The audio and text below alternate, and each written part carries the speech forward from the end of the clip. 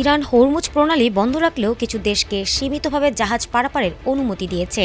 Israel ও যুক্তরাষ্ট্রের সঙ্গে উত্তেজনার মধ্যে তেহরানে প্রণালী বন্ধ করে দিয়েছে। তবে সংশ্লিষ্ট কর্মকর্তাদের বরাতে ব্লুমবার্গ জানিয়েছে, তুরস্ক ও ভারতের মতো দেশগুলো কিছু জাহাজ পারাপারের অনুমতি পেয়েছে। ইরানের Islamic Revolutionary Guard Corps IRGC বাছাই করে সীমিত সংখ্যক জাহাজ চলাচলের অনুমতি দিচ্ছে। তবে এই সীমিত চলাচলও বৈশ্বিক বাণিজ্যে প্রভাব ফেলেছে।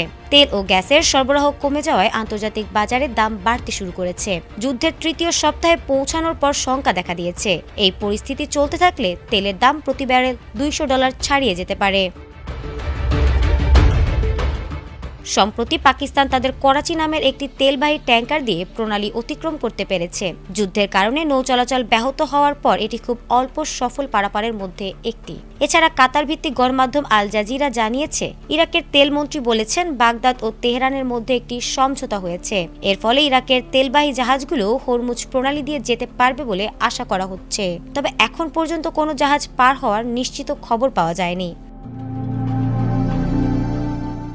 বিশ্লেষকরা মনে করছেন, হরমুজ প্রণালী সীমিতভাবে খোলার সিদ্ধান্ত কিছুটা বৈশ্বিক বাজারের চাপ কমাতে সহায়ক হলেও উত্তেজনা পুরোপুরি শেষ না হওয়া পর্যন্ত সরবরাহ সংকট ও মূল্যবৃদ্ধি চলতেই পারে। এখন প্রশ্ন হচ্ছে, কতদূর পর্যন্ত এই সীমিত অনুমতি বজায় থাকবে এবং হরমুজ প্রণালী পুরোপুরি খুলবে কখন। বিশ্ববাজারের চোখ এখন তেহরানের উপর।